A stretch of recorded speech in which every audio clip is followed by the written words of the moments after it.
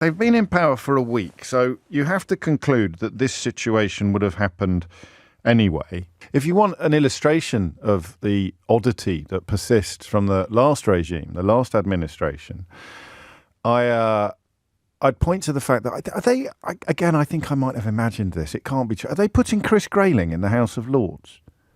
So Chris Grayling, apart from that time when he gave a big shipping contract to a company that didn't have any ships, do you remember that?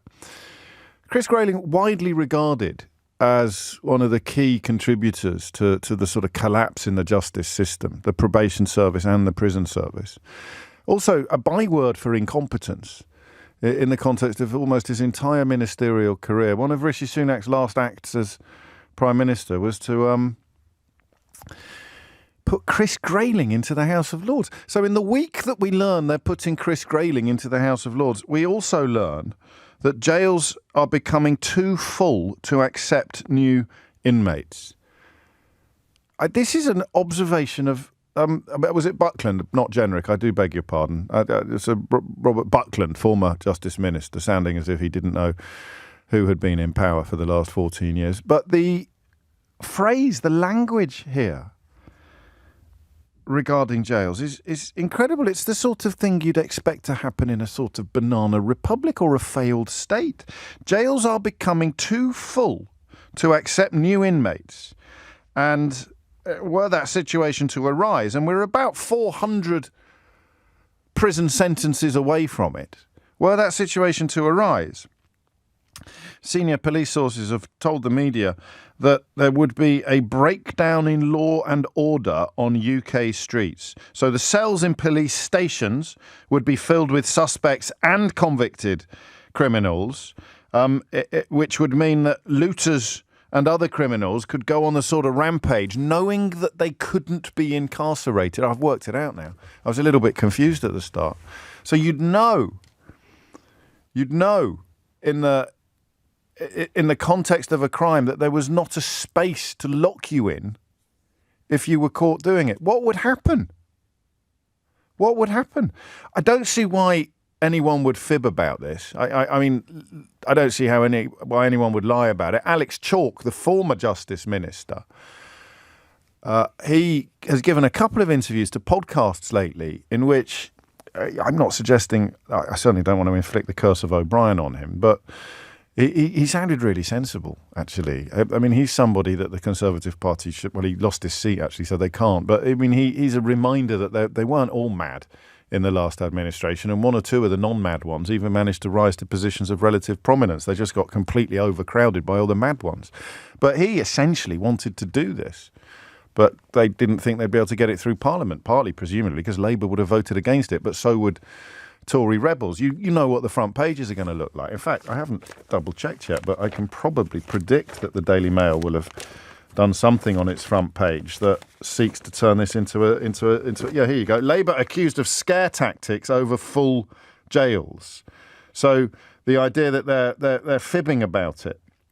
They haven't got anyone to tell them this. You can tell this story is a complete flyer because they quote a Tory source without actually naming anybody.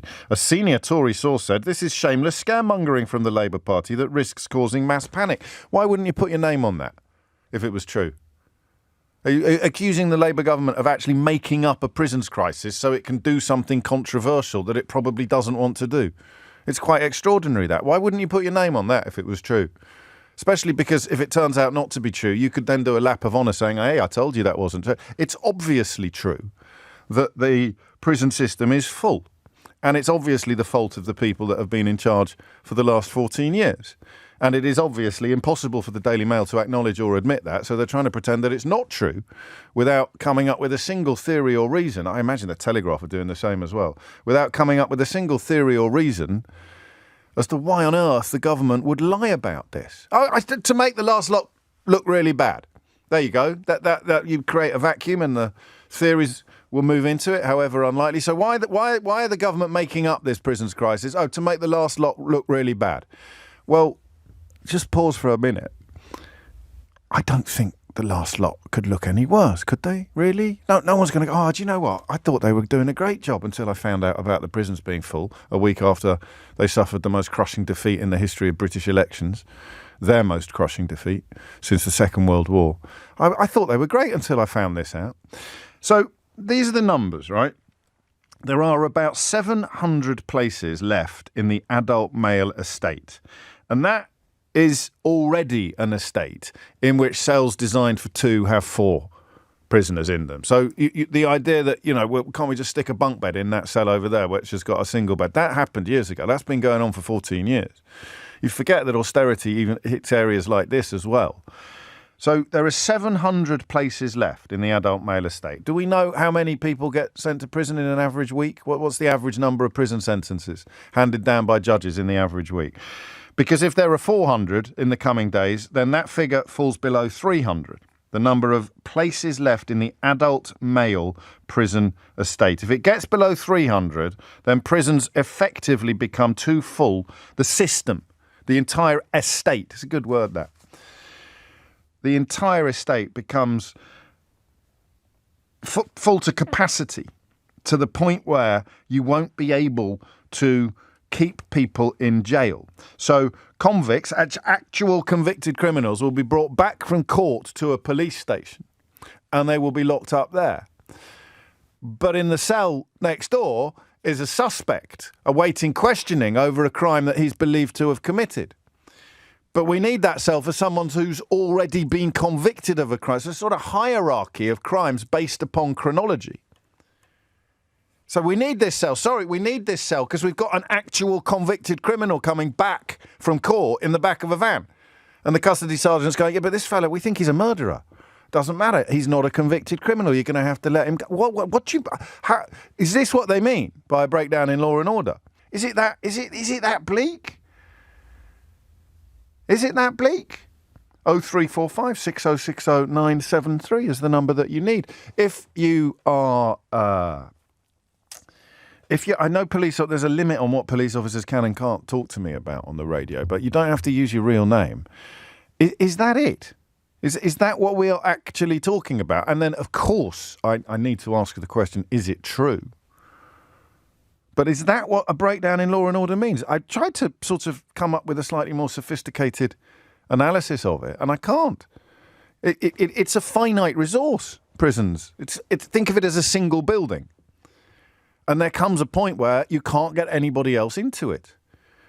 I suppose you could sort of put 20 people in a cell designed for 2, and then I complain about human rights legislation rather than fixing the actual problem. Oh, that's what the Tory party have been doing for the last 5 years. But the idea that the system has... Yeah, I think you're right. That's where I got the name from. Johnny Fingers was the pianist with the Boomtown Rats. I do apologise, Johnny. I just sort of play that. But Bobby Fingers, the well-known safecracker. The idea that the system has been permitted to get this bad it's objectively extraordinary, isn't it? So if you're in the sector, if you're in the business, as it were, how has this happened?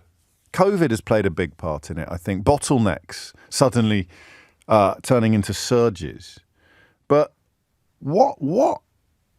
how do you explain this? As a prison officer, would you know enough about this if you were in the prison service? 0345 6060 973.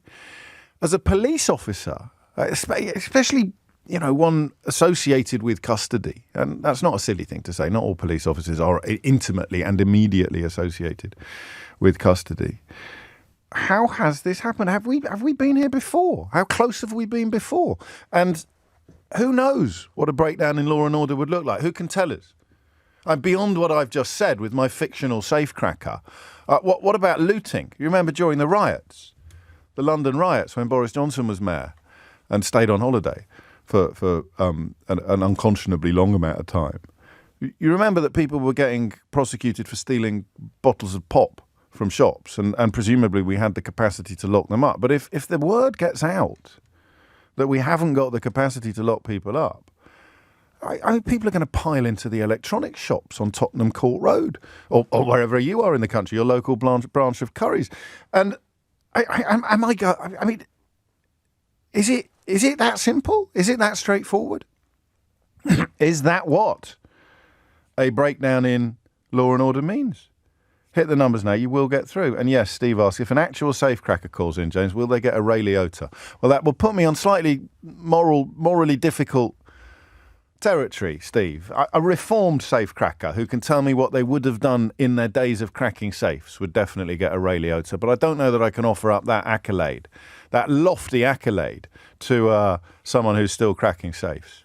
So police officers really, because I don't imagine any recidivist criminals are going to call me and tell me what you would do in the event of a breakdown in law and order.